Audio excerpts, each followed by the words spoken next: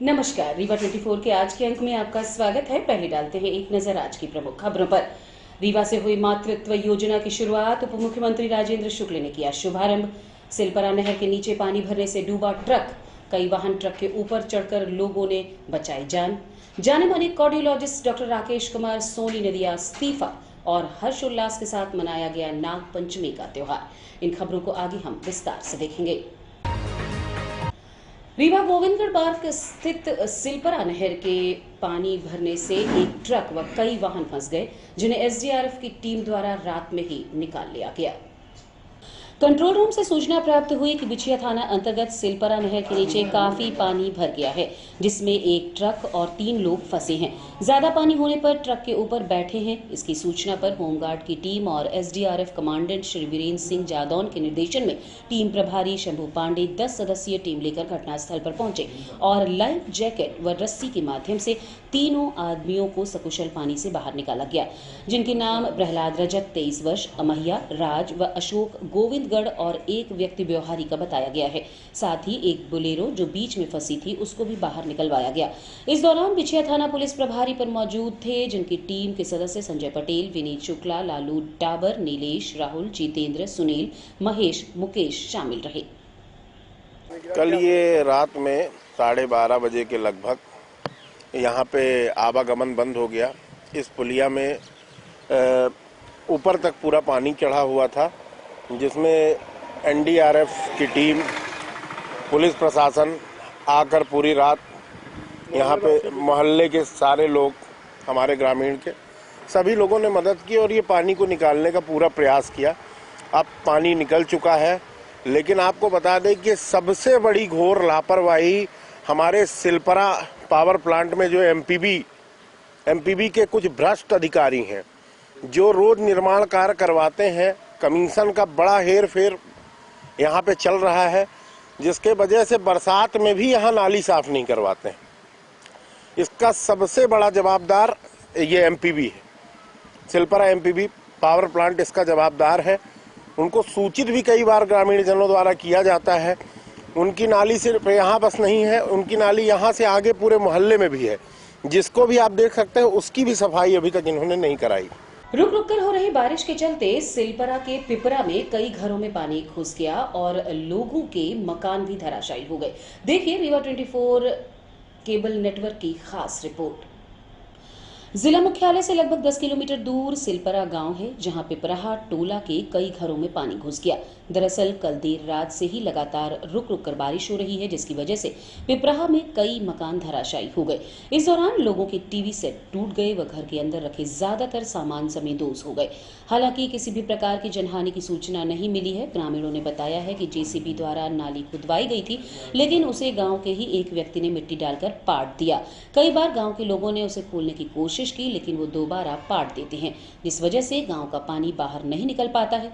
आपको बता दें कि कल रात से ही लगातार बारिश हो रही थी, जिस वजह से ये हाल हुआ है। पूरे मामले को लेकर हमारे संवाददाता सुनील शर्मा ने ग्रामीणों से बात की। पानी घुसा है घर में सर, हम लोग कहाँ रही, कहाँ छोटे बच्चा लेके कहाँ जाई। हमारे घर में पानी घुसा है, तमान हार घर गिर गया ही तो कहाँ जाई। अब ये समस्या यह है कि पानी बरसात में पानी घुस गया है और नाली भी खनी थी, तो उसको भाट दिया गया है। रोड किनारे जेसीबी लगी थी तो खन कर गई है, तो उसको भाट दिया गया है। भाट कौन दिया? कक्का जी ने। बलदेव सिंह उधर जाता पानी, इसलिए कि यहाँ का पानी पूर्ण रुक जाता है। तो हम लोग 2 बार खनवाए हैं, पर रात में 1 बार खनवाए तब भी भाट दिए, दिन में खनवाए तब भी। पुलिस नहीं आई थी, सरपंच साहब थे। पानी भरा हाँ, वो सारी में सामान भर गया था। पानी पूरा रात में निकाले तब जब निकल रहा है, ये पूरा पानी भर जाता है वो घर में पूरा। वो प्रशासन कोई नहीं आया। सूचना दिए हैं? सूचना कोई आता नहीं तो किसको सूचना दे? कोई नहीं आता। नहीं आता कोई। सरपंच साहब भर आते तो देख के चले गए, हो गया। ये ग्रामीण लगता है जी। क्या पुराने विवाद को लेकर घर में घुसकर मारपीट का मामला प्रकाश में आया है, जिसकी रिपोर्ट गोविंदगढ़ थाने में दर्ज करवाई गई है।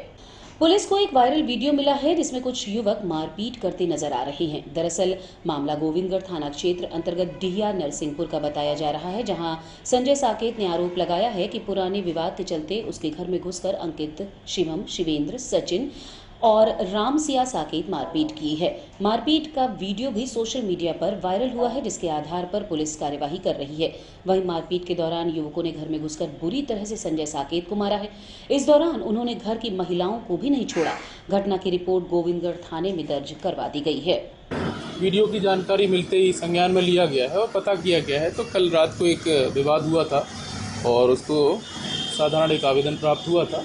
आवेदन की तफ्तीश पर से और फरियादियों को बुलाकर मुकदमा पंजीबद्ध किया जा रहा है और अग्रिम कार्रवाई जो भी बनती होगी वैधानिक कार्रवाई करें। क्या कुछ अभी तक पता चले कि कौन लोग मतलब नहीं, चूँकि अभी संज्ञान में आया है इसलिए ज़्यादा कुछ कार्रवाई नहीं हुई अभी और प्रॉपर तरीके से इस पर कार्रवाई करवा। मनगांव थाना अंतर्गत सूरा गांव से मारपीट का एक वीडियो वायरल हुआ है। मनगांव थाना अंतर्गत सूरा गांव से मारपीट का एक वीडियो वायरल हुआ है, जिसमें साफ देखा जा सकता है कि कुछ युवक बुरी तरह से एक युवक को बांधकर मार रहे हैं। हालांकि घटना की वजह क्या है और ये मारपीट क्यों की गई, इसके बारे में खबर लिखने तक कोई जानकारी प्राप्त नहीं हुई थी। पुलिस को सूचना मिली कि जिस पर अब पुलिस विवेचना कर रही है। आपको बता दें कि इसके पहले भी मनगांव थाना क्षेत्र से कई बार युवकों के साथ मारपीट करने का वीडियो वायरल हुआ है। दरअसल युवाओं को इस समय दबंग बनने का शौक चढ़ा हुआ है, जिसके चलते वो मारपीट करते हैं, उसके बाद वीडियो खुद ही वायरल करते हैं ताकि उन्हें अटेंशन मिले और इसी चक्कर में कई बार गंभीर वारदातों को भी अंजाम देते हैं। फिलहाल पुलिस मामले की जांच कर रही है। जांच के बाद मामला स्पष्ट हो जाएगा कि आखिर इस तरह से तालिबानी सजा एक युवक को क्यों दी गई। से एक वीडियो का संज्ञान है जिसमें एक युवक को 4-5 युवक मारपीट कर रहे हैं। अभी पूरा घटनाक्रम उसमें क्लियर नहीं है, लेकिन ये पता चला कि थाना मनगांव क्षेत्र का है संभावित हो। स्थान के आधार पर उसका आकलन किया गया कि मनगांव थाना क्षेत्र का है और जिसके आधार पर अभी पता रसी की जा रही है कि इसमें पीड़ित कौन है जिसके साथ मारपीट की और जो मारने वाले वो आरोपी कौन है और जल्द से जल्द उसमें अग्रिम कार्रवाई इसमें की जाएगी। जो भी चिन्हित है या तो पीड़ित या आरोपी, उसके आधार पर अग्रिम कार्रवाई इसमें की जाएगी। रीवा पुलिस ने एक बार फिर बड़ी सफलता हासिल की है और अवैध गांजा तस्करों पर कार्यवाही करते हुए 2 लग्जरी वाहनों समेत 10 क्विंटल गांजा जब्त किया है।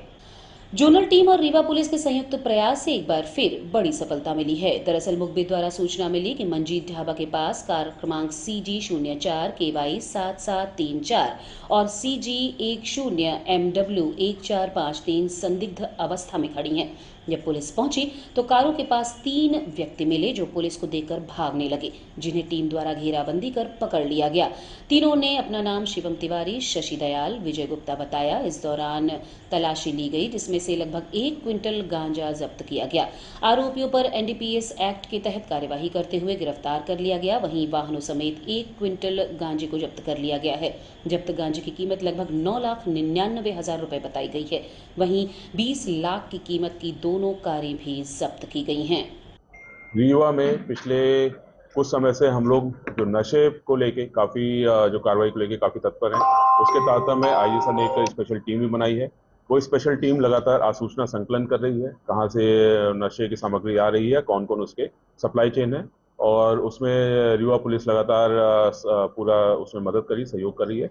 और कल दिनांक को सूचना मिली थी कि एक गाड़ी नशे की सामग्री से उड़ीसा साइड से संभवतः रीवा में सप्लाई करने के लिए आ रही है, जिसमें मुखबिर सूचना पे कार्य करते हुए लगातार उसमें टीम बनाई गई थी और उसमें उदित, शिवा और राजीव और हिमाली और सभी लोग उसमें लगे थे। माइक टू अनिल सोनकर उसको पूरा निर्देशन उसमें कर रहे थे और जिसमें हमको फिर 2 गाड़ियों को पकड़ने में सफलता मिली है, जिससे हमको करीब 98.6 kg गांजा उसमें हमको मिला है। और जो 3 आरोपी इसमें गिरफ्तार हुए हैं, जिनका नाम शिवम तिवारी है, ये अमरपाटन का रहने वाला है, शनि देवाल रावत है, ये रतहरा अपने रीवा का रहने वाला है, विजय गुप्ता है, ये गढ़ का रहने वाला है। और इनके पास से 2 गाड़ियां हमको मिली हैं, एक स्विफ्ट डिजायर मिली है और कुछ मोबाइल फोन और करीब ये जो 99 किलो गांजा है करीब 9 लाख रुपए का है। तो करीब 30 लाख का पूरा मशरूका इसमें जब्त किया है। इनसे पूछताछ की जा रही है, पूरा कैसे सप्लाई करते हैं, कैसे लाते हैं, किससे बातचीत होती है वहाँ पे उड़ीसा और आंध्रा के बॉर्डर पे, और उसके ऊपर भी कार्रवाई स्टार्ट कर दी गई है। जहर खिलाकर हत्या के मामले में झूठा आरोप लगाकर फंसा देने और धमकी देने के संबंध में आज पीड़िता ने पुलिस अधीक्षक रीवा को ज्ञापन सौंपकर उचित कार्यवाही की मांग की है। गढ़ताना अंतर्गत ग्राम पोस्ट पहरखा की रहने वाली दीपिका तिवारी आज एसपी कार्यालय पहुंची और बताया कि वर्तमान में इस समय वो गड़रिया मोड़ रतहरा में रहती है।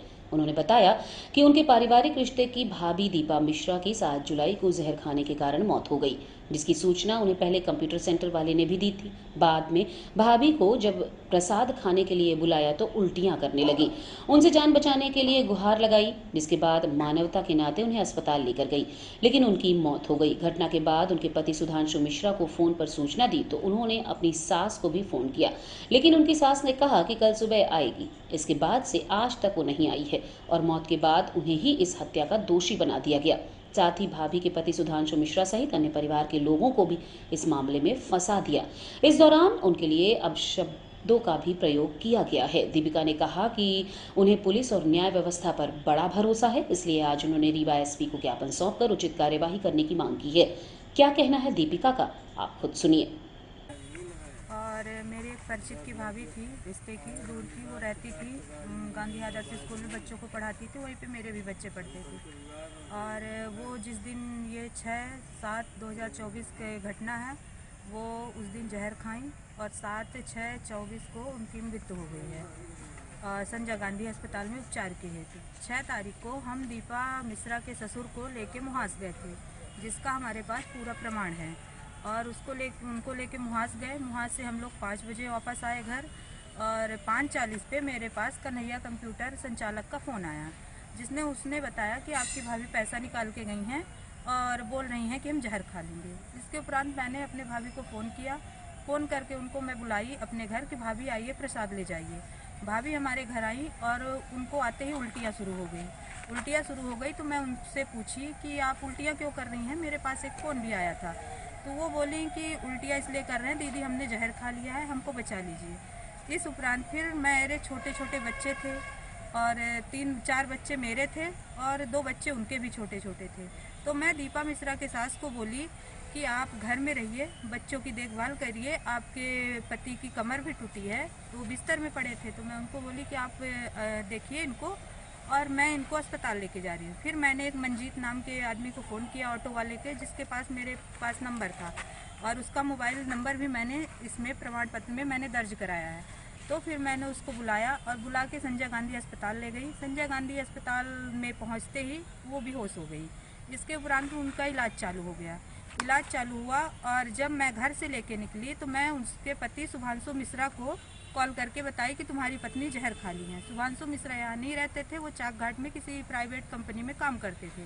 सुधांशु मिश्रा ने अपने सास रानी पांडे को फ़ोन करके 9:04 में सूचना दी कि आपकी बेटी जहर खा ली है, आप आइए, अस्पताल आके आप पूछताछ कीजिए और अगर आपको आने में दिक्कत होती है तो मैं आपको लेने आऊँ। तो उनकी सास बोली कि मैं सुबह आऊँगी। फिर भी वो सुबह नहीं आई और 24 घंटे बाद जब उसकी मृत्यु हो गई 7 तारीख को, तो जब उसकी मृत्यु हो गई तो 8 तारीख को उसके परिजन लोग मीडिया द्वारा झूठे आरोप लगवा रहे हैं। मेरे ऊपर आरोप लगवा रहे हैं, मेरे मामा जी पर आरोप लगवा रहे हैं, मेरे मामी जी पर, जो प्रेजेंट टाइम की सरपंच है शत्रुपा पांडे, उनके ऊपर आरोप लगा रहे हैं, अपने सास ससुर और पति के ऊपर आरोप लगा रहे हैं। जो कि मैं मान्यवर जी से यही निवेदन करना चाहती हूँ कि निष्पक्ष जाँच करी जाए और मुझे सही न्याय, सही इंसाफ मिला जाए, क्योंकि मेरे बच्चों की पढ़ाई को बहुत नुकसान हो रहा है, मुझे मानसिक तनाव बहुत हो रहा है। मेरे पति बाहर रहते हैं, बाहर काम करते हैं, तो फिर वो भी घर में बैठे हैं। हमारी आर्थिक मानसिक दोनों स्थितियाँ खराब हो रही हैं। तो मुझे पुलिस प्रशासन पर पूरा भरोसा है, न्याय पर पूरा भरोसा है और मैं यही चाहती हूँ कि पुलिस प्रशासन इस चीज़ की कड़ी से कड़ी, जल्दी से जल्दी जाँच की जाए और जो इसका दोषी है उसको सही मायने पर गिरफ्तार करके उससे पूछताछ की जाए। जबकि इस मामले में हम लोगों का किसी का रोल नहीं है, जिसमें 4 लोगों को तो मेन फंसाया गया है। दीपिका तिवारी उर्फ बेटू, मेरा नाम लिया गया है, नावेन पांडे, शत्रुपा पांडे, कल्पना मिश्रा और शुभांशु मिश्रा का नाम लिया गया है, जो कि इसमें से उस दिन कोई भी नहीं था।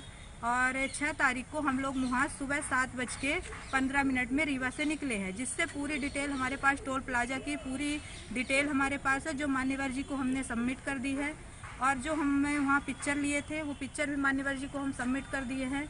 और पूरे प्रमाणित के साथ हम मान्यवर जी से निवेदन कर रहे हैं कि इस चीज़ की निष्पक्ष जांच की जाए और हमें न्याय और इंसाफ मिले। उस दिन हम लोग नहीं थे। क्या नाम है आपका? मेरा सुपर स्पेशलिटी अस्पताल के सहायक प्राध्यापक और हृदय रोग विशेषज्ञ डॉक्टर राकेश सोनी ने अपनी नौकरी से इस्तीफा देने की बातें कही है। प्रसिद्ध शल्य चिकित्सक डॉक्टर राकेश कुमार सोनी ने अपनी नौकरी से इस्तीफा दे दिया है, जिसकी वजह उन्होंने मुख्य रूप से सुविधाओं की कमी बताई है। उन्होंने कहा कि उन्होंने अब तक 30 से बड़े ऑपरेशन किए हैं। इसके अलावा सप्ताह में 50 से 60 मरीजों को देखते हैं, लेकिन सुविधाओं के अभाव में वो जो सेवा करना चाहते हैं वो नहीं कर पा रहे हैं, जिस वजह से उन्होंने इस्तीफा देने का निर्णय लिया है। मामले को लेकर उप मुख्यमंत्री राजेंद्र शुक्ल से भी हमने चर्चा की तो उन्होंने कहा कि व्यवस्थाएं सही हैं और जो कमी है उन्हें पूरी करने की पूरी कोशिश की जा रही है। आइए आपको सुनाते हैं क्या कहना है डॉक्टर राकेश कुमार सोनी का। उसके बाद सुनिए क्या कहा उप मुख्यमंत्री राजेंद्र शुक्ल ने। हाँ, बस जिस पर्पज से सर्विस ज्वाइन करते हैं कि मरीजों का ज़्यादा से ज़्यादा हम मदद कर सकें, इलाज कर सकें, और काफ़ी लंबे समय 10 से 15 साल मेहनत करके हम ये इस लायक बनते हैं कि आज जैसे कार्डियोवास्कुलर थोरेसिक सर्जन है कोई, तो हार्ट का ऑपरेशन, फेफड़ों का ऑपरेशन और बाकी नसों का ऑपरेशन करने लायक 10 से 15 साल के उससे बनता है। अब वही काम ना हो उसके साथ तो थोड़ा सा मुश्किल हो जाता है कहीं पे भी, मतलब आप काम ही नहीं कर रहे एक तरह से, समझिए, जिसके लिए आप बने हैं। तो हॉस्पिटल को सुपर स्पेशलिटी दिल्ली की बहुत कहा जाए तो क्षेत्र में बड़ी हॉस्पिटल है, अच्छे काम हो रहे हैं। किस प्रकार का दबाव था आपके ऊपर, क्या कुछ किस वजह क्या मानते हैं आप छोड़ने? जो सभी का एक रोल होता है, जैसे मैं एक कार्डियक सर्जन हूँ, मेरा रोल है कि मैं मरीज देखूँ, उनका ट्रीटमेंट के लिए जो सुटेबल लगे, डायग्नोस्टिक वर्कअप और सर्जरी, ये सब के लिए अपने लेवल पे सारी तैयारी करूँ। अब ऑपरेशन होते हैं बड़े बड़े, तो उसमें और भी लोगों का रोल होता है, इसमें एडमिनिस्ट्रेशन, कंज्यूमेबल टीम, तो इन सब के लिए बहुत ज़रूरी है इच्छा शक्ति। और ख़ास तौर पर केवल एक डॉक्टर के मतलब चाहने से नहीं हो सकता है पॉसिबल, जो कार्डियक सर्जरी का काम है। जो जिम्मेदार लोग हैं उनका इच्छा शक्ति पॉजिटिव वे में बहुत ज़रूरी है मरीज की सुरक्षा के लिए, मुख्य रूप से, क्योंकि कम व्यवस्थाएं और कम स्टैंडर्ड से मरीज का ऑपरेशन इतना बड़ा प्लान करते हैं हम, तो ले दे के मरीज की जान को ही खतरा रहता है। हाँ, मतलब देखा जाए तो यहाँ पे इक्विपमेंट की कमी है।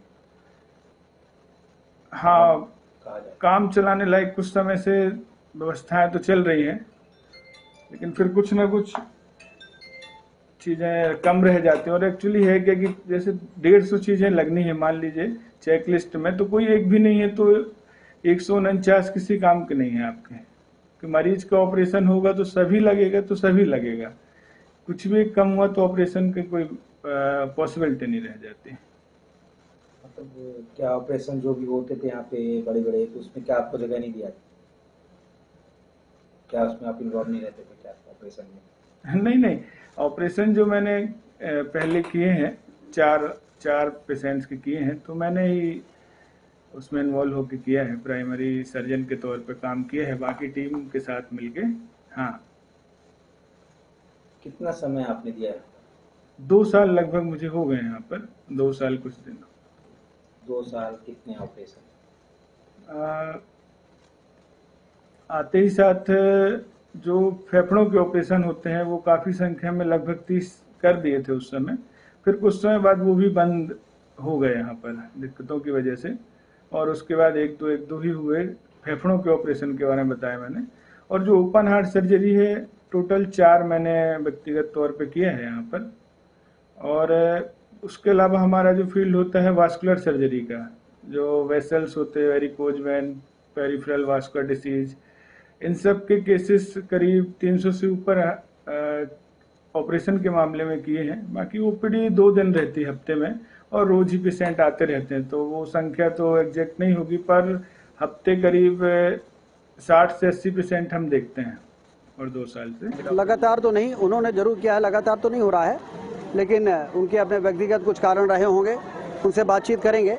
और क्या बात है, और यदि वो अपने निर्णय को बदल देंगे तो भी हम लोग उनको अपने साथ रखेंगे। उनका कहना है कि अस्पताल जो सुविधाएं उपलब्ध नहीं कराई जा रही थी, जरूरत की चीजें नहीं मिल रही थी, इस वजह से वो रिजाइन कर रहे हैं। तब तो सुविधाएं तो मिल जाएगी। भैया प्राइवेट अस्पताल यदि कोई दिक्कत डाल। और रुकेंगे एक छोटे से विराम के लिए, आप बने रहिए रीवा 24 न्यूज के साथ। Pentium point group of institutions BCI, PCI, AICTE नई दिल्ली व उच्च शिक्षा मध्य प्रदेश शासन द्वारा मान्यता प्राप्त तथा APSU रीवा और RGPV भोपाल से संबद्ध pentium point group of institutions. हमारे यहाँ नियमित पाठ्यक्रमों में law courses BA LLB, LLB, LLM, BCom LLB, BBA LLB, management courses MBA, IT, finance, marketing, HR, BBA, pharmacy courses D pharmacy, B pharmacy, pharmacy के अलावा BA all group, BBA, BCA, BCom, BSc, CS, PCM, BSc CBZ, BSc biotech, MSc physics, chemistry, computer science व biotech, MA history, sociology, economics, MCom, MSW, PGDCA उपलब्ध हैं। सन 2002 से लगातार आपकी सेवा में तत्पर Pentium point group of institutions. हमारे यहाँ उपलब्ध सुविधाएं, high tech infrastructure, highly qualified and experienced faculties, free bus facility for separate boys and girls, 500 computers with high-tech computer lab, AC auditorium, research level biotech lab, free e library and e journals. तो हमारा पता याद रखें, हमारा हेड ऑफिस है 24 हेडगेवार नगर, college चौक, रीवा। हमारे college campus हैं Karahiya Simaria road, Rewa और हरदी सिमरिया रोड, रीवा। अधिक जानकारी के लिए हमें इन नंबर्स पर संपर्क करें। अपने बच्चों के उज्जवल भविष्य के लिए संपर्क करें Pentium point group of institutions. उप मुख्यमंत्री राजेंद्र शुक्ल की उपस्थिति में मेडिकल कॉलेज ऑडिटोरियम में मातृत्व योजना की आज शुरुआत की गई। विस्तारित प्रधानमंत्री सुरक्षित मातृत्व अभियान के तहत मातृत्व योजना की आज शुरुआत स्थानीय मेडिकल सभागार में की गई। कार्यक्रम के दौरान उप मुख्यमंत्री राजेंद्र शुक्ल सहित डॉक्टरों सहित मेडिकल स्टाफ उपस्थित रहा। आपको बता दें कि अभियान की शुरुआत आज रीवा से की गई, जो पूरे मध्य प्रदेश में अब लागू हो जाएगी, जिसके अंतर्गत प्रत्येक माह की 9 और 25 तारीख को जननी शिशु सुरक्षा कार्यक्रम के अंतर्गत गर्भवती महिलाओं के संबंध में प्राइवेट सोनोग्राफी सेंटरों पर भी निःशुल्क सोनोग्राफी की सुविधा मिल सकेगी।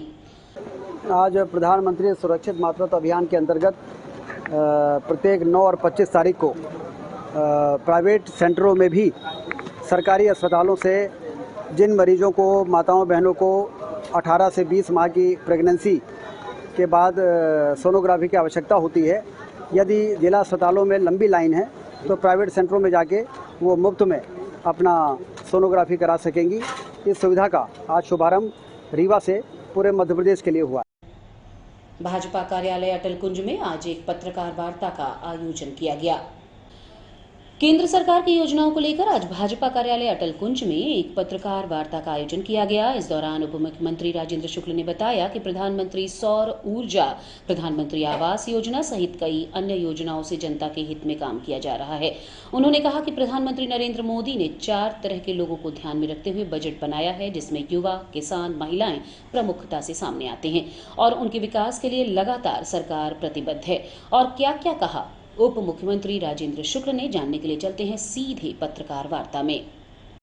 केंद्रीय बजट में मध्य प्रदेश के लिए जो ऐतिहासिक रूप से प्रावधान मोदी जी की सरकार ने किया है, उसकी चर्चा करने के लिए यहाँ पर आप सबको आमंत्रित किया गया है। पिछले वर्ष के मुकाबले इस बार केंद्रीय बजट में मध्य प्रदेश के लिए 98,000 करोड़ का प्रावधान किया गया है, जो पिछले बार के बजट से 11,205 करोड़ रुपए अधिक है, जो इस प्रतिबद्धता को दर्शाता है कि मध्य प्रदेश के विकास के लिए मोदी जी की सरकार, केंद्र की सरकार कितनी गंभीर है। चाहे केन बेतवा नदी के जोड़ने के लिए 60,000 करोड़ से ज़्यादा की योजना हो, चाहे पार्वती काली सिंह नदी को जोड़ने के लिए हज़ारों करोड़ की योजना को ज़मीन पर उतारने का सवाल हो, चाहे रेलवे लाइनों के विस्तार की बात हो, चाहे लगभग 29,710 करोड़ रुपए के लिए 5 रिंग रोड एक्सप्रेस हाईवे, चाहे विंध्य एक्सप्रेसवे, मालवा एक्सप्रेसवे, अटल एक्सप्रेसवे, तमाम तरह के जो विकास के काम जो किसी भी प्रदेश की आर्थिक तरक्की के लिए मील का पत्थर होते हैं, उसके लिए पर्याप्त प्रावधान मध्य प्रदेश के सुनहरे भविष्य की ओर ले जाने के लिए ज़रूरी था।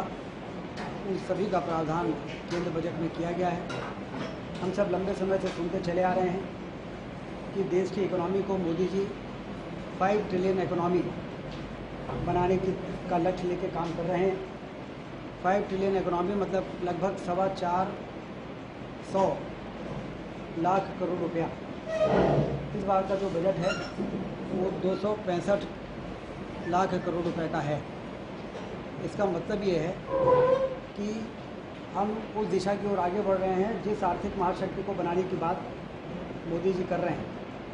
ये 98,000 करोड़ का प्रावधान का महत्व हमको तब समझ में आता है जब हम सिंहावलोकन करते हैं 2009-10 के कांग्रेस और यूपीए सरकार ने मध्य प्रदेश के लिए बजट का प्रावधान 11,077 करोड़ रुपए रखा था। और रुकेंगे एक छोटे से विराम के लिए। आप बने रहिए रीवा 24 न्यूज के साथ। हड्डी जोड़ एवं रीढ़ रोग तथा स्त्री रोग एवं प्रसूति रोग का इलाज एक ही छत के नीचे। विघ्नहर्ता hospital and trauma centre, hotel landmark के पास, रतहरा, रीवा। डॉक्टर संतोष सोनी, पूर्व चिकित्सक, बॉम्बे हॉस्पिटल, मुंबई। हड्डी जोड़ एवं रीढ़ रोग विशेषज्ञ, छोटे चीरे एवं दूरबीन विधि द्वारा हाथ तथा पैर की हड्डियों का ऑपरेशन। गठियाबात, जटिल एवं बिगड़े हुए फ्रैक्चर का बेहतर इलाज करते हैं डॉक्टर संतोष सोनी। विघ्नहर्ता हॉस्पिटल ट्रॉमा सेंटर में ही स्त्री एवं प्रसूत रोग विशेषज्ञ डॉक्टर शैलजा सोनी भी उपलब्ध हैं, जिनकी देखरेख में नॉर्मल डिलीवरी, सिजेरियन ऑपरेशन एवं बच्चेदानी से संबंधित ऑपरेशन की बेहतर सुविधा। संतानहीन दंपत्ति तत्काल संपर्क करें। विघ्नहर्ता hospital and trauma centre, hotel landmark के पास, रतहरा, रीवा। सुविधाजनक एवं सफल इलाज हेतु आज ही संपर्क करें।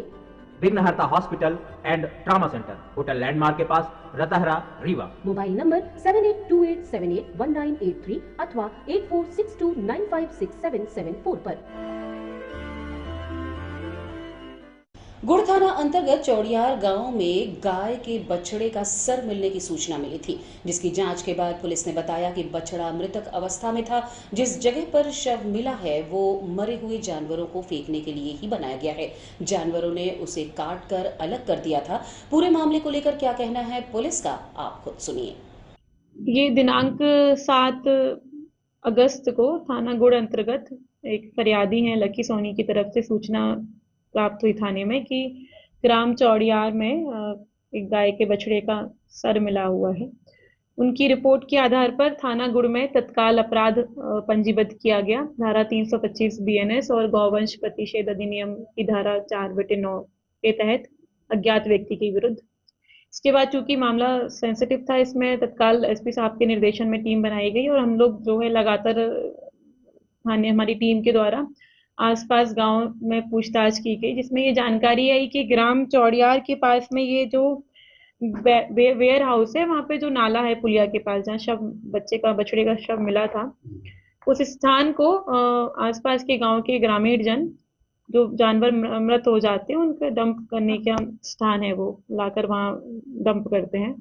तो ऐसी सूचना प्राप्त हुई। उसके बाद मौके पर दूसरे दिन तत्काल तस्दीकी की गई, तो कुछ गाय के और अंश हमको मिले वहाँ पे और उनके पैर वगैरह भी मिला बछड़े का।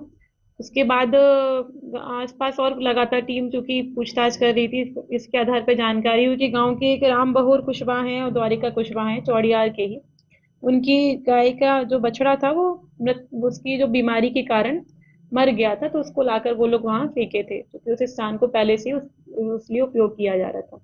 और रात में जो सींगट और आसपास जानवर कुत्ते सियार वगैरह ने उसको खाया है, तो उसकी जो कुल मिला के संपूर्ण विवेचना से गाय का जो बछड़े का शव मिला था वो उसकी मृत्यु बीमारी से हुई थी। उसके आधार पर जो अभी तक की विवेचना में जानकारी हुई है।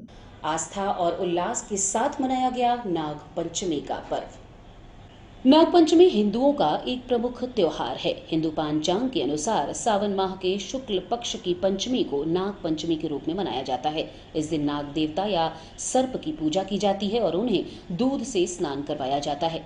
लेकिन कहीं कहीं दूध पिलाने की परंपरा चल पड़ी है। नाग को दूध पिलाने से पाचन नहीं हो पाने से उनकी मृत्यु भी हो जाती है। शास्त्रों में नागों को दूध पिलाने को नहीं बल्कि दूध से स्नान कराने को कहा गया है। इस दिन नाग की पूजा की जाती है। आज के पावन पर्व पर काशी में नाग कुआं नामक स्थान पर बहुत बड़ा मेला लगता है। किंवदंती है कि इस स्थान पर तक्षक गरुड़ जी के भय से बालक रूप में काशी संस्कृति की शिक्षा लेने हेतु आए, परंतु गुरु पत्नी की सखियों से तक्षक रूपी बालक के बारे में बतलाने के कारण गरुड़ जी को इसकी जानकारी हो गई और उन्होंने तक्षक पर हमला कर दिया। परंतु अपने गुरु जी के प्रभाव से गरुड़ जी ने तक्षक नाग को अभयदान कर दिया। उसी समय से यहाँ नाग पंचमी के दिन से नाग पूजा की जाने लगी। ये मान्यता है कि जो भी नाग पंचमी के दिन यहाँ पूजा अर्चना कर नाग कुआं का दर्शन करता है, उसकी जन्म कुंडली के सर्प दोष का निवारण हो जाता है। नाग पंचमी के ही दिन अनेकों गांवों व कस्बों में कुश्ती का आयोजन होता है, जिसमें आसपास के पहलवान भाग लेते हैं। गाय, बैल आदि पशुओं को इस दिन नदी, तालाब में ले जाकर नहलाया जाता है। रीवा में भी आज सुबह से ही नाग पंचमी पर्व पर सपेरे सांपों के लिए दर्शन करते दिखे। इस दौरान बच्चों में उत्साह देखा गया। वहीं बारिश के चलते सपेरे ज्यादा देर तक बाजार में ठहर नहीं पाए और उन्हें किसी आशियाने का सहारा लेना पड़ा। आज की खबरों में बस इतना ही। नई खबरों के साथ कल होंगे पुनः उपस्थित। अब दीजिए इजाजत। नमस्कार।